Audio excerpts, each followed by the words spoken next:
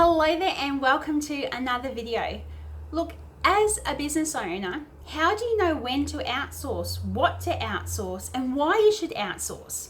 If those questions are going through your mind, then this is the video for you, because I'm going to unpack all of that so that you understand the ins and outs of outsourcing so much better in order to make those decisions within your business.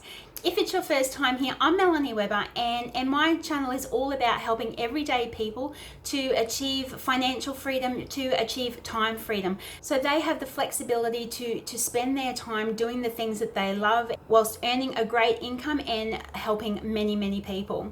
If that sounds absolutely awesome to you, then make sure that you hit that subscribe button below and the bell notifications so you don't miss out on when I come out with new videos around all of that. Now, outsourcing is probably a term that you have heard time and time again, but exactly what is outsourcing? Well, essentially when you break it down, outsourcing is simply when a business engages another business to undertake a task or an activity that traditionally the business would have undertaken itself internally. And there's a number of reasons why businesses choose to do this, but primarily there tends to be two reasons why businesses outsource. And that is firstly cost savings.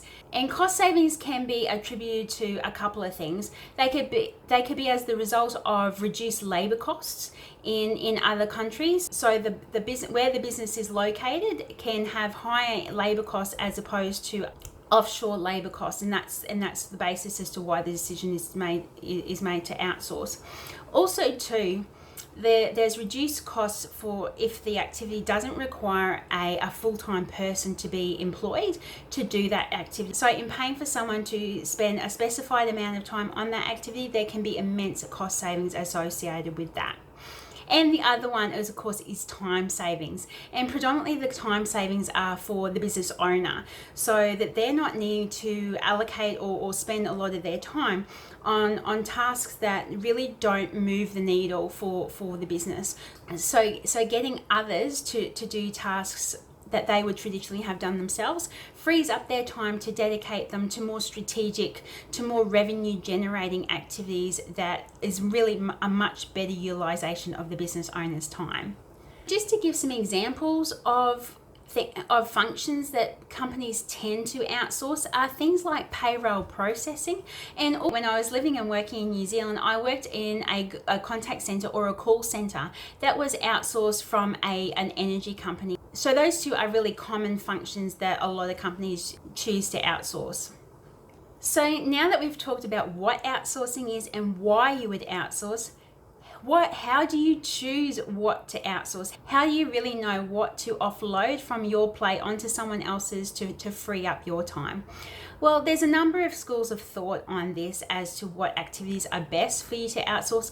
And I really believe that what is best for you to outsource when you are first starting your business is going to change throughout the lifetime of your business. Dave Sharp, the CEO of Legendary Marketer, has the view that key revenue generating activities such as sales and presenting, lead generation, and copywriting, of course, are high income skills that are absolutely integral to moving your business forward. If you aren't great at these, his view is these are the sorts of activities that you should be outsourcing. And to be honest, I would agree with him. The reason why I agree with him is when you are first starting your business, particularly when you have absolutely no sales and marketing experience, it's very easy to get overwhelmed just with being in business for yourself, full stop, let alone getting overwhelmed with all of the sales and marketing knowledge and skills that you need to acquire. So I believe it is a much better utilization of your time and your money to spend your time just working on the daily runnings of your business and employ someone to do the things that you are not yet a master of but are going to move your business forward, such as lead generation, copywriting, and sales and presenting. But with that said, I truly believe that the business owner still needs to shadow the person who is doing that work in order so that they can learn those skills. It's not a good investment of your time to be employing someone to do that for you all the time. It would be extremely costly. But just especially whilst you are starting out, employing someone to get things set up for you, I believe is a very wise investment.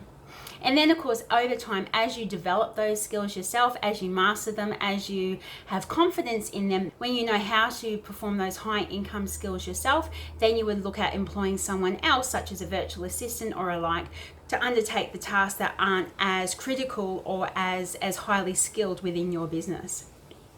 Now, my big tip for outsourcing is to clearly understand and identify what the task is that the person will actually, or the company will actually be doing, and agree that with them up front before the task is actually started. So it's a great idea to put together something similar to like a job description or a job brief that clearly highlights exactly what the task is and the standard that is expected of them in doing that.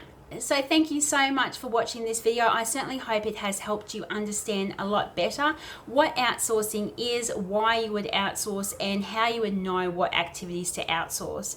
If you have gotten benefit from it and you believe others within your network would gain something from watching, then please feel free to share the love and share this video with them. Also too, if you have outsourced yourself and found it extremely beneficial, then please drop a comment below. I would love to hear your experiences, and I'm sure others would as well. Thank you again for watching this video, and until I see you on my next video, I hope you take the greatest of care.